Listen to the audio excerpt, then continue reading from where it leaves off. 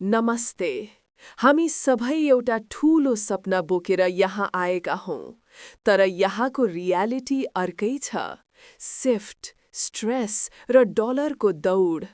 के तपाईलाई लाग्दैन हामी पैसा कमाउन यति व्यस्त भयौं कि जिन्दगी बाँच्नै बिर्स्यौं? साँचो कुरा के हो भने केवल हार्ड वर्कले मात्र यहाँ फाइनान्शियल फ्रिडम मिल्दैन। मुख्य प्रश्न यो हो, तपाईँ पैसाको लागि कुद्ने कि पैसालाई आफ्नो लागि कुदाउने?